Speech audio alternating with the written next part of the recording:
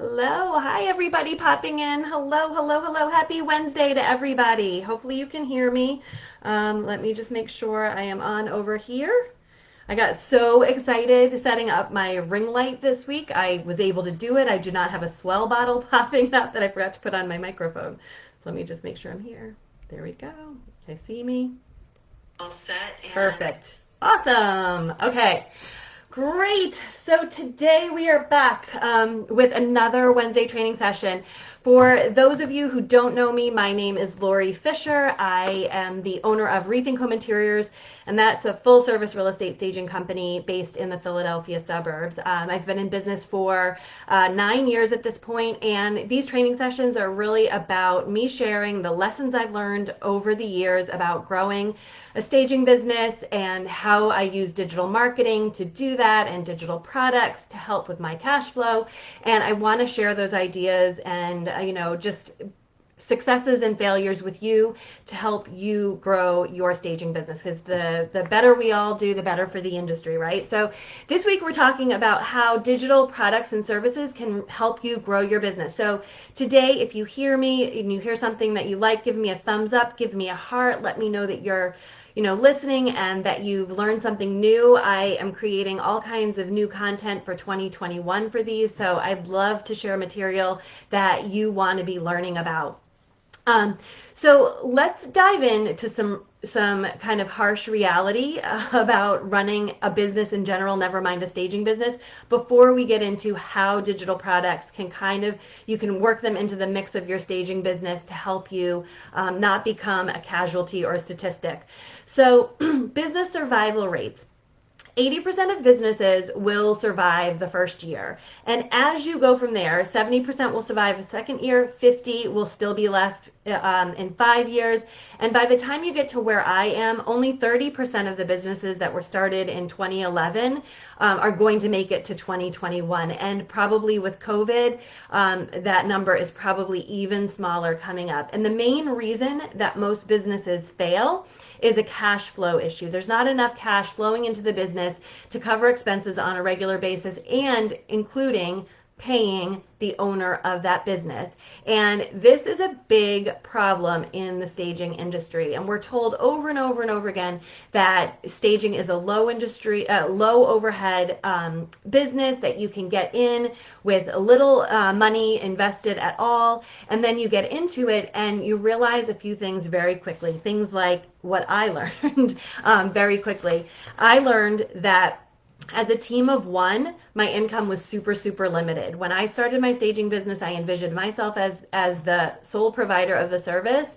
And what I will tell you is this: in year two, I hit 40K in revenue in my business, and I was exhausted. I was still working by myself. I was still doing everything, and it wasn't sustainable. Now, the revenue of 40K didn't mean that I was getting 40K, right? So my profit that I was able to take out of the business to reinvest in the business came out of there, as well as expenses. And then there was a tiny little bit left for me, tiny little bit, like under 5 figures. And I realized I was exhausted. I was depleted. I had taken time away from my family and the people that I love. I had ignored them. I had skipped vacations entirely because I was so glued to my phone and answering questions and all of that. And I realized there had to be a better way. So I started to increase my team. Well, when I increase my team, I'm increasing overhead. Oh, hey, Shani, how are you? I see you there. When you start increasing your team in order to support you, whether you bring in an administrative assistant, a virtual assistant, maybe an assistant stager, so you may be able to book more work, but then you're also increasing your overhead.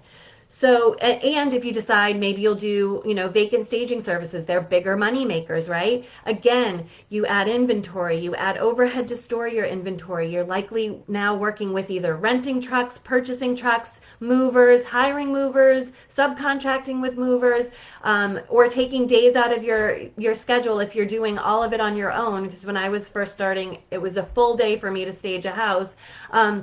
And sometimes it could be even longer if you have to shop for things. Those are days that I wasn't marketing and I wasn't out there getting my name out there. So then I'd end up kind of tanking. So there's like a whole lot going on there, right? So a team of one depletes really quickly. Adding team increases your overhead. And I realized adding more in-person services wasn't really the way that I wanted to grow a business. I didn't want to be in the, kind of employee management business too much. So I looked at it and I thought, okay, well, what are some of the other things you can do? There's design services. People talk about holiday decorating at this time of year. I tried a smattering of all of that. And what I found was that I was pretty much in the same spot every time I got there. And it wasn't until I actually purchased my first online course to teach me how to blog that I had this kind of epiphany moment, like, I could totally do that for the staging industry. I could actually make a product where I record all of the modules and then I sell that. So I'm still working with sellers, but it doesn't have to be me directly. And I can sell that over and over and over again. So I actually hired the person who had done the online course about blogging to help me to create my first digital product. But I want to kind of reiterate that, so we have all of these issues in the business where it's more of us, it's more of our time, more people time, more inventory time. So the biggest takeaway that I ultimately had, before I had that big epiphany with that course, was that there are two problems with the staging business. One is that it's not scalable, and I'll dive into that in a minute. And the other one is that I didn't have, and I didn't know this at the time, this terminology, value ladder in my business. So those are two things that a lot of us in the business are lacking. We're lacking scalability and we're lacking a value ladder. And I'm going to dive into that because the creating a digital product or service actually ticks both of those boxes. So first of all, scalability is the business's ability to adapt to change and grow, right? So it's something that you can create a process, you can teach and train somebody to do, and you can grow that service. And a lot of times that has to happen on the fly, which isn't always easy with a service like ours, which requires, the right kind of personality, the right kind of skill set in order to onboard somebody to assist with staging, or maybe it's, the way that you, if you have an administrative assistant, how you onboard clients. So that's the first thing. And I want you to think about scalability in your own businesses, because a lot of us create services that aren't scalable. So like if we have all in-person services, like a lot of us do, right? There's consultations, there's hands-on occupied staging, there's hands-on vacant staging. How long does it take you to complete the service? How many appointments can you realistically fit in your calendar each week? And what is your ability to market while also delivering those services? Like, really think about those questions, because that speaks to scalability. And when I looked at those questions, I realized I had a big problem. It was going to be very difficult for me to scale, or it was going to land me in a place where I didn't want that for my business. But a digital product actually can help you with all of that. So, excuse me. So scalability comes in two forms: creating systems that allow you to teach and train somebody else, or in the form of a digital product that you can sell over and over and over again, because you create it once, it's you giving the result, but it's not you giving of your time for someone to get the result. So that's the first thing we need to tackle with any one of your services. I've heard people will add on a service where they bring accessories to an occupied staging, and then they're kind of chasing around town to pick up little bits and bobs of accessories. Not scalable. You're better to go the route actually of creating a product like what I'm talking about today. So the next thing is a value ladder. I mentioned that there are two problems with our businesses. A lot of us don't have a value ladder. So a value ladder is really a progression of services for people that take people from something that's a very low price point and brings them up to very highly customized. And in the world out there beyond staging, those highly like one-on-one services, like what most of us are delivering, are premium priced things. Think about this. I just had somebody I'm going to be working with on rebranding the website. That person is, that fee is in the four-figure number in order to do that rebrand. Somebody to do the website over again. Again, that's a four-figure. Very few of us are charging that for our time, right? So what we're offering is completely one-on-one custom services. We're not offering them at a high enough price point. And so when you think about it, that leaves like so many people out of the loop of being able to work with us. And really, our primary job in our business isn't necessarily to make profit. Profit is the result of us getting really good at onboarding new clients. And if we are only offering things at the higher end of our price point, a lot of people won't be able to do that, won't want to do that, won't be willing to do that. That should be reserved for the fewer people who are willing to pay for that. So what we want to do in a value ladder is create things that can help us onboard clients where they are. So starting off with something free, right? We in the process of kind of getting known and noticed and all of that, this is part of that getting known. You want to give something for free. I talked about that in last week's training, and if you want to see all of these trainings that I've been doing on Facebook, you can go to the YouTube channel, rethinkhominteriors.com/YouTube. They're all there in a playlist for you so that you can binge them. But last week, we talked about that topic. But anyway, where was I? I digress. Anyway, so we want to be thinking about creating something for free that gives somebody a quick win. It gets them, helps them get to know us, and then it allows us to communicate with them further to bring them up the ladder. The next thing we want to create is something that is in kind of a lower price point. It could be a $27 offer, a $47 offer. That could be a more robust checklist. It could be a styling guide, something like that, so that somebody has something that they could do. There are a lot of do-it-yourselfers out there, right? There are all these, influencers out on Pinterest and on Instagram, and they're all making money by offering some of these lower price point kinds of products and services to the people out there that want to do it themselves. So you want to start thinking about what your tiny offer might be. There's your free offer, and then there's kind of like your pocket, maybe it's a pocket product, a tiny product that you can begin to sell on a website. And then you can go from there. If you really are ambitious like I was, you can create a course that you could sell for $97, $127, $247, and then you can bring them up to your in-person services. But the cool thing is, when you begin to create these scalable products for your value ladder, you're getting to make money and make profit without adding overhead, without adding new hires. So that can all help with your cash flow as you're growing your business. Now, it definitely takes, energy and effort to market those products, without a doubt.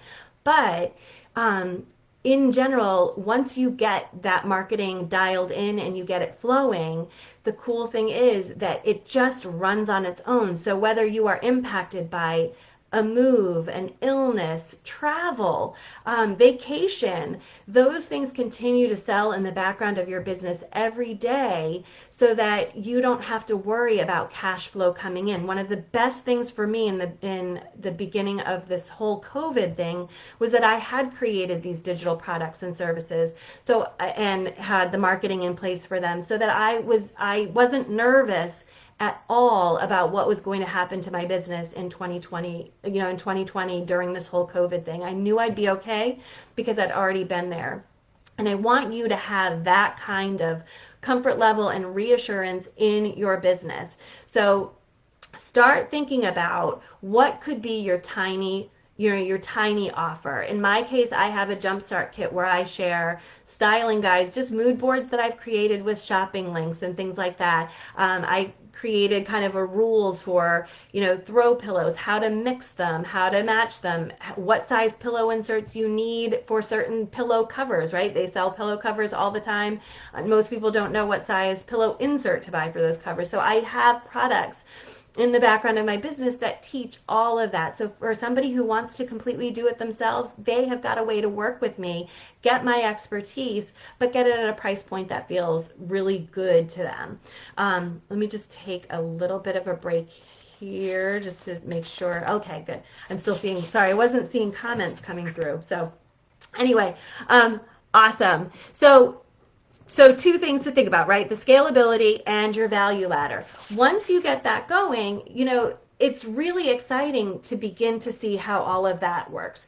It'll help you expand beyond your market conditions, your zip codes. I have a student who is in a location where the real estate community is really resistant to staging. It's a vacation community, and so they don't really see the value. It typically, houses sell very quickly. So she's in the process of creating a digital scalable product for her business so that it does not matter what is happening in her local marketplace in terms of, you know, the realtors and investors, you know, perceptions, what's going on in terms of, you know, the market conditions. Like here for me in the Northeast, in the summer and the winter, it really slows down. I don't have to worry about the ebbs and flows for our in-person staging business and be worried that I'm not going to be able to cover my expenses and still have profit for myself at the end of the year and pay myself well.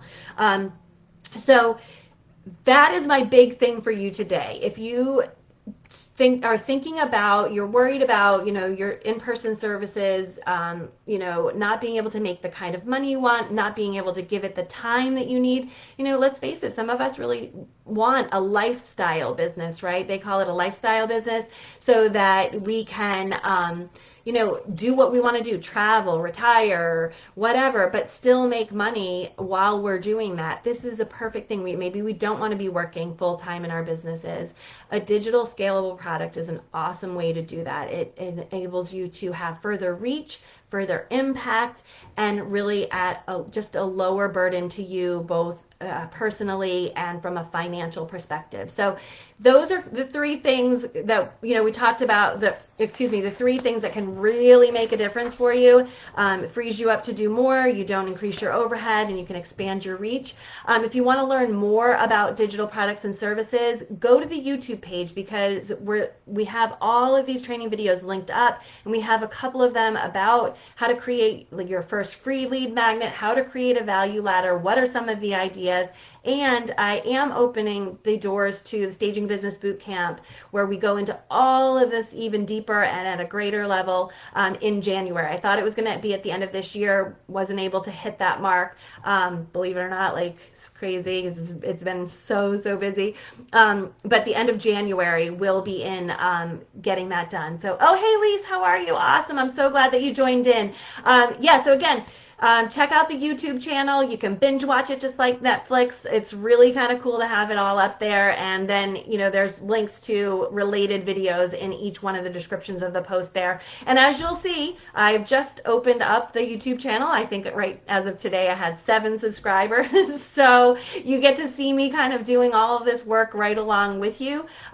We all start, you know, at a tiny number, and we just keep plugging along and moving forward. So today it's 7, and, you know, a year from now it'll be 700, right? Like that's the goal there. So anyway, all right, guys, have a great week. We're off next week. We're going to be back actually on the 30th with what are we going to do January 2nd, because guess what? January 2nd is just any other day. It might seem like we're, you know, there's lots of endorphins and dopamine rushing towards us to like start all kinds of new things and make new resolutions. But what I have found over the years is that you can have tons of ideas and thoughts of great momentum moving into the next year, and you get to your first day back at work and you're like, oh, it's just another day. So I want to help you head that off. And then there was something else I want to tell you. Oh, I just wanted to wish you all happy holidays. For those of you who are celebrating Hanukkah, Christmas, Kwanzaa at this time of year, happy holidays to everybody. I will see you on the 30th. I hope you get to spend time with your family, whether that is virtual, in person. I guess, well, probably virtual this year for most of us. But anyway, wish you all well. Okay, guys, see you next week. Or see you in 2 weeks. Bye.